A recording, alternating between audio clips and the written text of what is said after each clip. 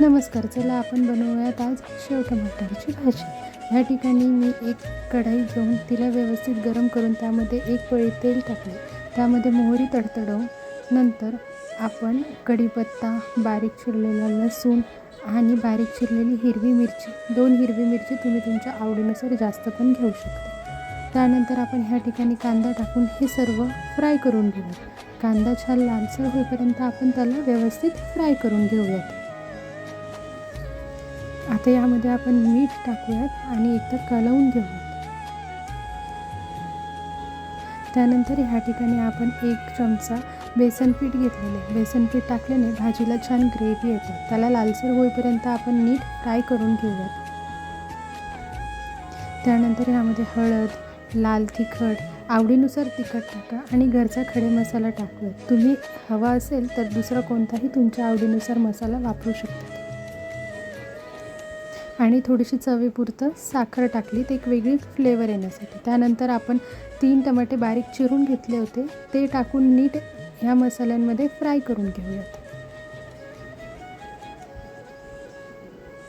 आता 2 ते 3 मिनटं झाकण ठेवून आपण टमाटे व्यवस्थित शिजवून घेऊयात. टमाटे शिजत आल्यानंतर त्यांना पाणी सुटतं आणि तेलही सुटतं. आपण बघू शकतो ह्या ठिकाणी टमाटे आपले शिजत आलेले आहेत.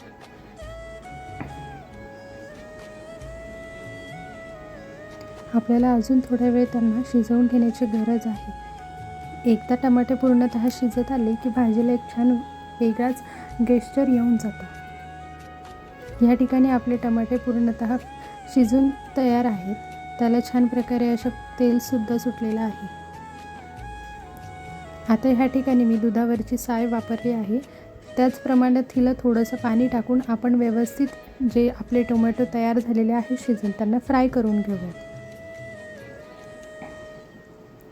आता आपण ह्यामध्ये आपल्या आवडीनुसार आपल्याला हवी त्या पद्धतीने ग्रेव्ही आपण वाढवू शकतो. मी ह्या ठिकाणी 1 ग्लास पाणी टाकलेलं आहे. आता ह्या पाण्याला आपण व्यवस्थित एक छान उकळी काढून घेऊयात. बघू शकता ह्या ठिकाणी आपल्या भाजीला छान अशा पद्धतीची उकळी आलेली आहे. आता ह्या ठिकाणी आपण शेव टाकूयात. तुम्ही तुमच्या आवडीनुसार कोणत्याही पद्धतीचे शेव वापरू शकतात. फक्त शेव ही जाडसर असावी, म्हणजे ते भाजीमध्ये चव लागते. तयार आहे. आता आपण हिला फोडणी देऊयात. फोडणीसाठी मी मोहरी तडतडवून घेतली, सुकी कोरडी लाल मिरची, कढीपत्ता आणि लसणाचे तुकडे टाकून आपला तडका तयार आहे. आपण आता भाजीला तडका देऊयात. तडका दिल्याने आपल्या भाजीला एक छान अशा पद्धतीचा फ्लेवर येतो.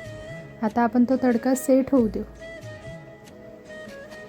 तुम्ही बघू शकतात या ठिकाणी आपला तडका भाजीला छान तयार झालेला आहे. आता आपण हिला कोथिंबीर टाकून गार्निश करूयात. तयार आहे आपली हॉटेल स्टाईल शेव टमाटरची भाजी. एकदा नक्कीच ट्राय करा. खूप सुंदर अशा पद्धतीचा हिला फ्लेवर आहे, छान चव लागते.